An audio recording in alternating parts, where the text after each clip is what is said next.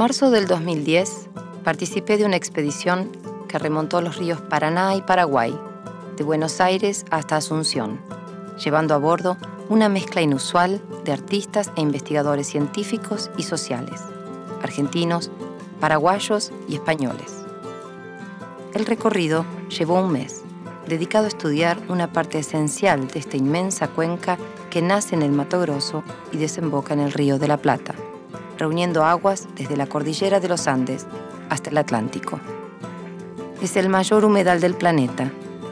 Es vía de comunicación, fuente de agua potable, de energía y alimentos para más de 40 millones de personas.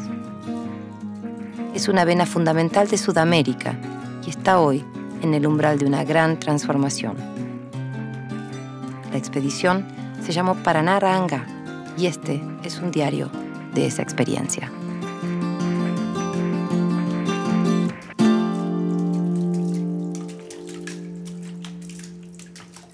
Día 1.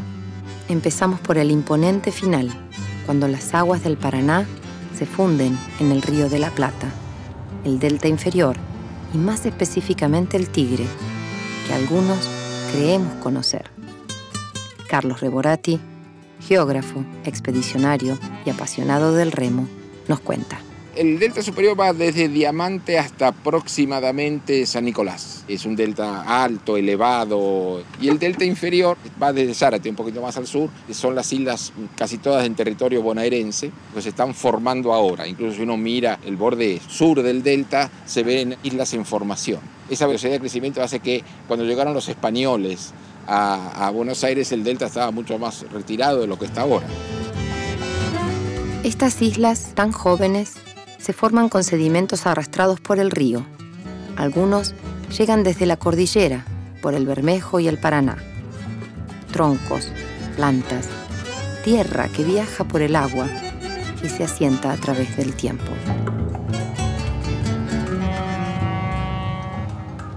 Si queremos hablar de los primeros habitantes de este lugar, tenemos que remontarnos a los aborígenes, que son los verdaderos dueños de esta zona.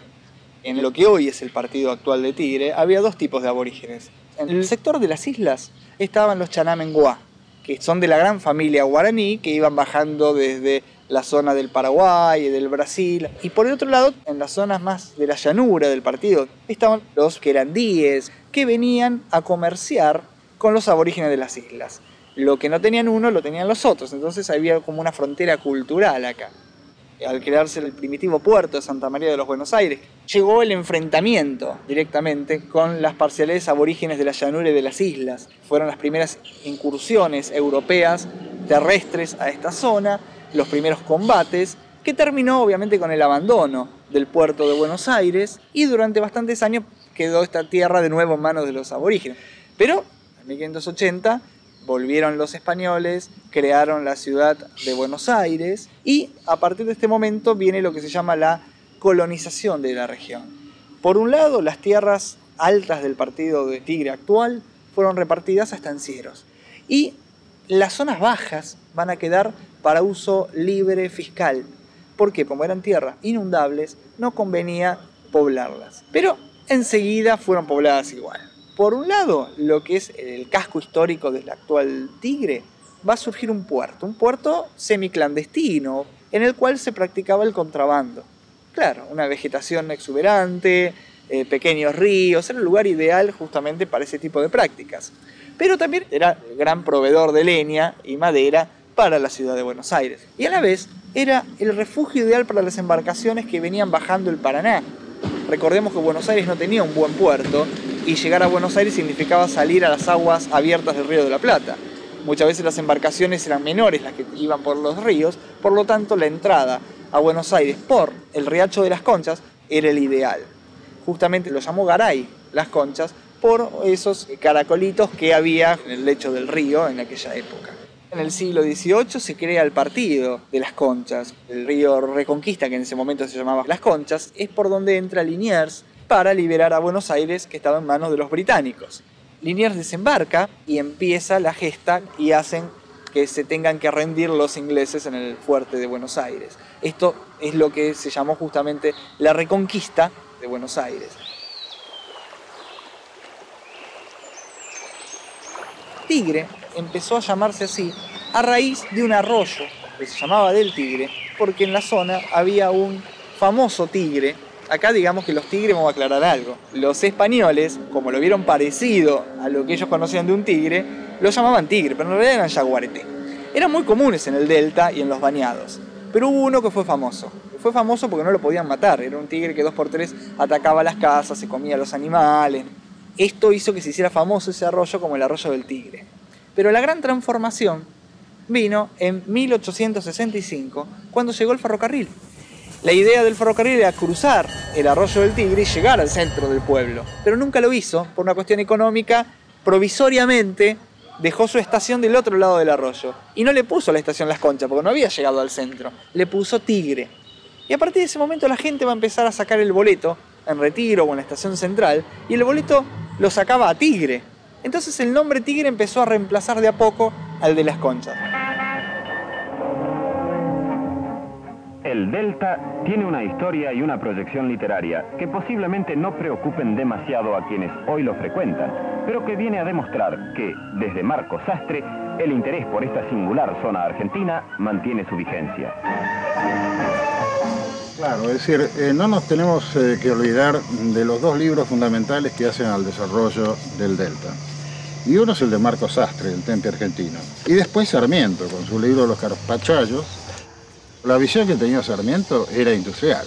No solamente en eso, sino de la madera. Acá hay muchas especies que son exógenas, que fueron traídas por Sarmiento. Si ningún otro recuerdo hubiese de quedar en estas islas de mi presencia, sean ustedes, señores, testigos que hoy, 8 de septiembre de 1855, planto con mis manos el primer mimbre que va a fecundar el limo del Paraná, proveniente de los nevados Andes, deseando que sea el progenitor de millones de su especie y un elemento de riqueza para los que lo cultiven con el amor que yo le tengo.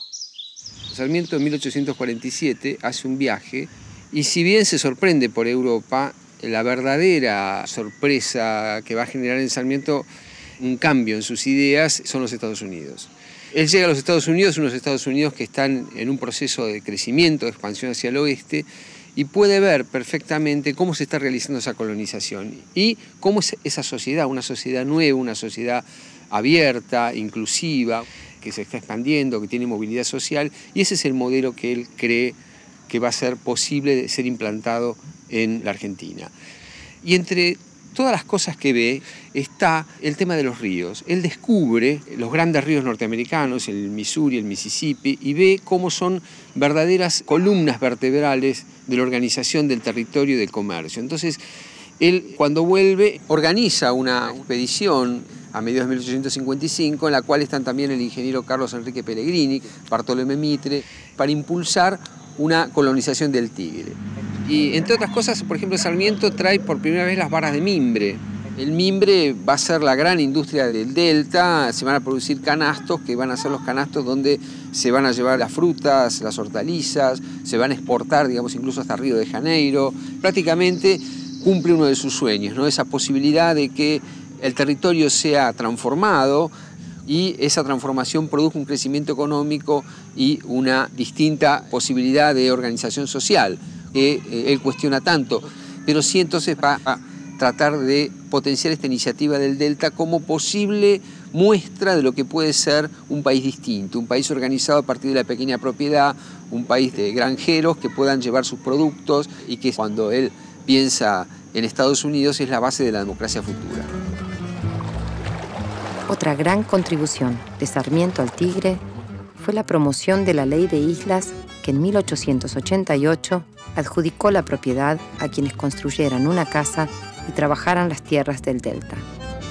Esta política se diferenció del latifundio de la zona pampeana y propició la radicación de inmigrantes de diversos orígenes dedicados a la producción de frutas, madera y miel. Justamente, fines del siglo XIX es la mayor época de llegada de inmigrantes a nuestro país y el Delta no va a estar ausente. Es más, van a ser fundamentalmente inmigrantes los que se van a instalar en distintos ríos y arroyos de nuestro Delta, dedicándose a las diversas actividades que les daba la tierra. Era llegar a un lugar que para trabajar la tierra había que desmontar Y no solamente esto, sino que había que soportar las periódicas inundaciones que asolaban el lugar y arrasaban con todo en muchas oportunidades. Por lo tanto, era muy sacrificada la vida del inmigrante. Pero se las arreglaron muy bien, ¿eh? Organizaron sociedades de fomento, organizaron clubes, gestionaron las escuelas. Ellos conseguían los terrenos, hacían los trámites para que el servicio educativo bonaerense o de la nación instalara escuelas, instalara médicos, todo por gestión de los pobladores. Sin ellos hubiese sido imposible. El auge productivo de estas islas, con la producción de mimbre, frutas, madera, que surgió a fines del siglo XIX, va a ser acompañado también por una llegada masiva de turistas, porque de golpe van a descubrir un encanto que por ahí no le daban mucha importancia antes, porque no lo conocían. Acá está un poco lo que decíamos de la figura de Sarmiento y Marcos Sastre, creando esta inquietud por conocer el delta. Y ahí van a llegar los turistas. Los primeros van a venir simplemente a ver las costas del río Luján, del río Tigre, del río Las Conchas o Reconquista, bajándose del tren. Familias adineradas van a tener justamente acá sus casas de fin de semana o de vacaciones, donde van a venir verdaderamente a veranear. Pero también va a haber grandes hoteles, como el famoso Tigre Hotel, creado a fines del siglo XIX. La verdad que el Tigre Hotel marcó toda una época en Tigre. La idea de los habitués, justamente, fue crear una institución al lado del Tigre Hotel para poder desarrollar lo que no podían hacer en el hotel. Entonces crearon el Tigre Club. Allí iban los hombres a jugar luego de cenar en el Tigre Hotel, salían, iban al edificio al lado y se quedaban hasta altas horas de la noche jugando. Obviamente que cuando hacían fiestas, ahí sí dejaban entrar a las mujeres. Bueno, toda esta época de esplendor del turismo, justamente en lo que es Tigre, es una época en la cual estaba asignado por un turismo de clase alta que venían hasta acá. Esta oligarquía que pasaba sus veraneos acá en Tigre, de a poco se fue yendo. Empezaron a surgir otros centros turísticos como puede ser Mar del Plata, o eran más frecuentes los viajes al exterior. Por lo tanto empezó a surgir esta cuestión de salir de Tigre, de estas familias. Y el Tigre va a cambiar el estilo turístico, va a empezar a ser un lugar para pasar el día. Entonces es un turismo masivo también, más económico, en el cual la gente venía, se bajaba del tren a hacer un picnic, a pescar, a dar una vuelta con la lancha, o los que tenían la posibilidad de tener una casita en el delta, pero también los recreos, que surgieron ya a principios del siglo XX, que recibían a gente a pasar el día, aprovechando las aguas del río para bañarse, tomar sol, o algunos con pileta. Y estos recreos van a tener cambios de dueños importantes cuando llega el turismo sindical, que se propició fundamentalmente durante los primeros gobiernos de Perón, que permitió que sindicatos se hicieran cargo de hoteles o de recreos en las islas, donde podían ir los afiliados a pasar un fin de semana, a pasar un día. Y bueno, el turismo sindical obviamente fue muy importante en eso, justamente. Venir a Tigre ya era una costumbre que venía de antes de la colonia. ¿Quiénes pasaban, por ejemplo, los fines de semana en quintas de Tigre? Bueno, el virrey Liniers. En 1790 ya venían los fines de semana a Tigre, es decir, era un hábito, un lugar lindo, muy cerca de Buenos Aires, y ya venían. Desde fines del siglo XVIII ya estaban viniendo. Es decir, no es casual que después, con la primera invasión inglesa, Liniers desembarque acá, porque lo conocía perfectamente. Es decir, conocía muy bien los ríos, conocía muy bien cómo llegar, hacía 3 o 4 años que ya venía a Tigre. Y paraba en la misma casa donde desembarcó. La cercanía del Tigre con la capital marca un ritmo de profundas transformaciones. Pasa de Venecia aristocrática a principios del siglo XX a recreos populares en los 40 y 50. En los 60 entra en un cierto abandono y en los 70 y 80 es escondite, refugio de artistas, escritores y militantes para luego desembocar en una imitación de Miami en los 90. Hoy se debate entre sus posibilidades de crecimiento y la necesidad de preservación. El delta inferior tuvo al principio un rol importante para la producción de alimentos frescos en Buenos Aires. Digamos, buena parte de las frutas de Buenos Aires venían del delta. Después de eso, cuando empezaron a venir frutas del resto del país y empezó a aparecer una cierta idea de que las frutas tienen que ser todas iguales, todas de colores, la fruta del delta era una fruta muy campesina, diríamos, ¿no es cierto? No era de mala calidad, el gusto era espectacular, pero digamos la manzana, famosa manzana llamada cara sucia, de ahí el nombre indicaba, era una manzana picada por los bichos, toda deforme, que no había 2 manzanas iguales, o la ciruela remolacha, que era muy característica del delta, que desapareció prácticamente. Y además la inundación del 40 fue muy grande y después la inundación del 83 terminó con esos. Pero fíjense que quedan como rastros. La gente va a comprar hoy al mercado de frutos. El mercado de frutos, el nombre proviene justamente que los isleños venían con sus lanchones al mercado, se instalaban ahí y le vendían a los intermediarios, la fruta se remataba. Yo diría hasta hace unos 40 años todavía funcionaba así. La gente común, digamos, empezó a ir al mercado de frutos justamente porque sabía que se conseguía fruta buena y muy barata, que había que comprarla por canastos. Eso sí, había una medida muy particular que era el canasto, que era un canasto, digamos, de mimbre. No sé si era todo igual los canastos, pero era la medida de venta. Al decaer esa actividad hubo una emigración importante de los isleros, que no eran necesariamente criollos, había también muchos inmigrantes, italianos, españoles. Muchos de los viejos se quedaron y los hijos emigraron porque, bueno, Buenos Aires está demasiado cerca del delta, que es uno de los problemas, ¿no es cierto? El delta, desde el punto de vista de Buenos Aires es bárbaro porque es una zona interesante, pero desde el punto de vista del delta, Buenos Aires es un problema. Notable zona turística esta, de características insólitas. Venecia campesina y pampeana atrae por igual a quienes la conocemos desde siempre y a quienes llegan de otras latitudes y se asombran ante su paisaje, en el que los ríos, los arroyos, canales y llanura tejen un ñandutí de plácida belleza. Teníamos un delta hace más de 30 años atrás, donde la madera, las frutas, eran la economía del mismo, pero con el correr del tiempo esa productividad se fue corriendo a la segunda y tercera sección y fuimos teniendo un crecimiento turístico así espontáneo, quizás no tan conducido turísticamente, pero la gente por la belleza del delta se fue acercando y eso fue generando de alguna manera comenzar a pensar en una nueva visión de este delta, que la isla esté preparada para que aquel turista venga a hacer circuitos de ecoturismo y no queremos que la isla se convierta en el continente y que siga teniendo la esencia que siempre ha tenido para que siga siendo un punto atractivo para todos los turistas, no solo de este país, sino internacionalmente. En el verano, el Tigre recibe 400.000 turistas por fin de semana, pero solo tiene una capacidad aproximada de 1.000 camas. Al mismo tiempo uno puede pensar que es verdad que el delta, que potencialmente podría ser una zona de recreación tan importante para todo el área metropolitana, no cumple esa función justamente por los problemas que tiene de accesibilidad. Es muy poca la población que puede gozar del delta, pero por eso aparecieron estas urbanizaciones en el borde pampeano del delta otra vez, que afectan al delta y aprovechan el delta desde el punto de vista panorámico. O sea, vender un departamento en alguno de estos countries con vista al delta le agrega, no sé, 30 o 40% al precio relativo. Nosotros vimos que se estaban desarrollando, por un código que estaba en el continente, edificios de altura. Y claro, como estaba abierto el edificio de altura, todos los días llegaban distintos proyectos hasta que en un momento eso iba a colapsar, porque la capacidad de infraestructura no estaba acondicionada por la falta de cloacas o por la falta de agua corriente en cantidad, y eso hizo que modificáramos el código de edificación y hagamos de esa manera una restricción, tanto en las alturas, tanto en los retiros, y si no hay cloacas no podés edificar un edificio de 20 pisos.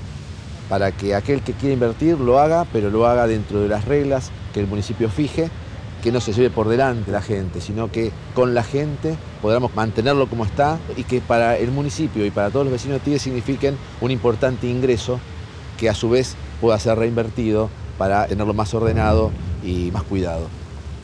Este lugar, Gran Recreo Isla Flora, es el primer lugar que recibió turismo en forma profesional. Acá mi viejo, mi papá, trabajó de lavacopas en el año 30 y en el año 1955, 1956, se lo compró. O sea que por eso estamos, parte de mi familia, viviendo en este lugar. Hay una cosa que es central en todo esto. Nuestras raíces están acá. De un día para el otro, así como acá en algún lugar pueden hacer en un par de horas un hongo salvaje, blanquito, que a la mañana está así chiquitito y a la tarde lo ves grande. De pronto ese espectáculo formidable de la naturaleza te lo encontrás en una situación totalmente contraria. En poquito tiempo y casi sin darte cuenta tenés donde Gustavo Poroto, Chaucha, Selga, ahora hay unos edificios. En ese lugar, yo cuando era pibe, juntaba peras y me las comía, juntábamos tomates, donde ahora están esos hongos de hormigón que valen $250.000, en un lugar donde antes se producían alimentos. Es una contradicción tan espantosa. Nosotros nos quejamos y de pronto parece que todo eso se vuelve contra. ¿Y qué te dice a vos el resto, o mucha otra gente? Que estamos en contra de la pobreza. Esos edificios están construidos a 4,70 sobre el cero. Acá nosotros estamos parados a 2 metros. ¿Qué sucede? Que ese estacado tremendo que hay enfrente, de casi 1 kilómetro de largo, rebota el oleaje constantemente. Yo perdí 20 metros de profundidad de costa. Esta gente tiene una planta de tratamiento cloacales, pero que no la usa. Cada 3 horas salta una bomba y bombea al río los desechos cloacales de las 3 torres. No tratan los residuos, tiran crudos los residuos al río. Esto tiene que ver un poco con el recuerdo de por qué ahora hay alguna gente, entre ellos los que me cuento, que empezamos a defender el medio ambiente, ¿no? Porque yo quisiera que mis nietos, o las generaciones que siguen, digamos, ¿no?, tengan la posibilidad de poder seguir apropiándose de la belleza que hay en este lugar. La belleza es algo que es, uno se la puede apropiar, pero no se la puede llevar, digamos, ¿no? Está siempre ahí.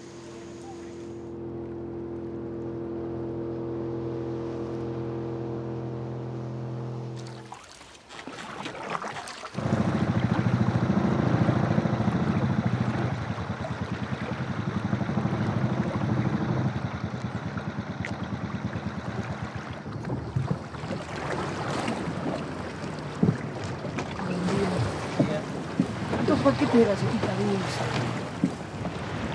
8.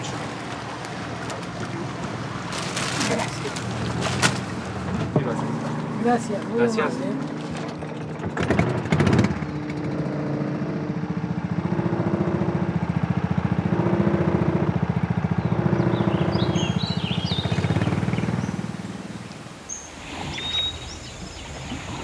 Nosotros no queremos puentes. Queremos que la isla siga siendo isla. Es uno de los pocos humedales que todavía están vivos en el mundo. Antes a los pobres les vendían tierras que se inundaban, los estafaban. Ahora se la venden a los ricos. Total, los ricos las levantan y solucionan el problema. Pero levantar una tierra que inunda, nos quedamos sin valle de inundación. Entonces cuando vienen las mareas normales, ellos nos inundan y nos vamos a inundar más nosotros. No podemos frenar, por ejemplo, el crecimiento de este humedal hacia el río, es algo natural. Yo creo que tenemos que hacer nuestras casas palafíticamente, como hacemos los isleños. Nosotros decimos respetar la transparencia hidráulica. Viene la marea y que entre. Y después se va. Y no levantar los terrenos para que después ese agua que antes iba ahí se vaya a lugares que no están preparados.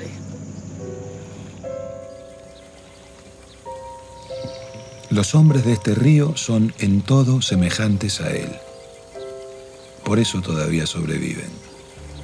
Por eso parecen tan viejos y lejanos y solitarios. No aman al río exactamente, sino que no pueden vivir sin él.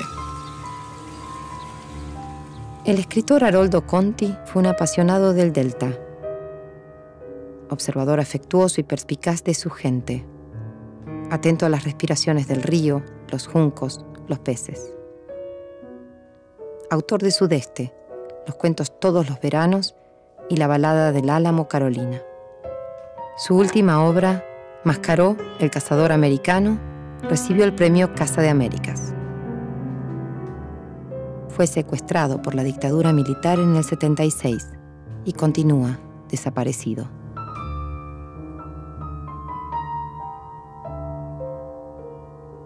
Tradicionalmente, el tigre ha sido descanso refugio e inspiración de pintores y escritores. Sarmiento, Marcos Sastre, Leopoldo Lugones, Roberto Art, Discépolo, Macedonio Fernández, Rodolfo Walsh, Héctor Oesterheld, Horacio Butler y Jules Solar. Alejandro Jules Solari, conocido como Jules Solar, fue uno de los más originales artistas argentinos. Pintor místico, conocedor de arquitectura, astrología, música, estudioso incansable de las religiones orientales y de diversas lenguas, lo que lo llevó a trabar una duradera amistad con Jorge Luis Borges. Inventor del panajedrez, el piano cromático y el neocriollo, una lengua que conjuga el español y el portugués para integrar a Latinoamérica. Nació en San Fernando, partido de Tigre, hijo de un ruso y una genovesa. Vivió en Europa 12 años, donde conoció al pintor argentino Emilio Pettoruti, que será una gran influencia en su vida. El descubrimiento de Kandinsky, Klee, de Quirico, lo marcó profundamente.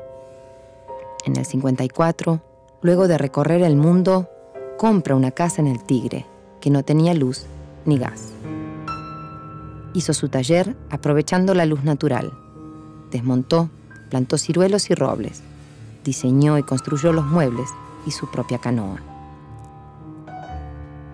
En el Tigre crea Proyecto Fachada Delta, una serie de acuarelas de palafitos en los que se conjugan su interés por la arquitectura utópica, la luz, el color, la grafía, la armonía con el universo. Coco Bedoya, artista peruano, residente en el Tigre, comparte sus impresiones. Para mí es un pintor muy especial porque toca con muchas cosas que a mí me interesan, por ejemplo el tema de la escritura, la pintura, el tema de la luz. Es un pintor místico, se está inventando el juego, es un pintor surrealista, tiene muchos aspectos de tipo onírico, muy local, que juega con las identidades latinoamericanas todo el tiempo en esa construcción de ese sujeto. Para hacer en mi casa estuve mirando todos esos libros de Zull, que en realidad yo empecé a hacer como un laberinto también. Todo viene de Zull. En el Tigre tengo mi taller y una pequeña casita para vivir y mi canoa. Estuve como un año y medio acomodando el terreno donde la iba a situar, cómo la situé que el sol pasa de una forma en que tengo luz todo el día. ¿Qué pasa cuando hay crecimiento? Es un palafito, o sea que se inunda. El lugar donde yo estoy, que es en el Esperita y a la Angostura, sobre el Esperita, hasta hace 2 años no había nadie, ahora se está poblando por una migración muy joven de 30 años. Pero del lado de que va hasta el Museo Sarmiento es todo un barrio de pintores. Hay toda una tribu ahí de gente que trabaja en la pintura, en el grabado y en otro tipo de producciones visuales. Se termina el primer día, la primer parada de este viaje, el Tigre. Pudimos apreciar algo de su rica historia, su paisaje y su gente, ir un poco más allá de la postal turística de fin de semana. Nos quedan muchas imágenes y varias preguntas.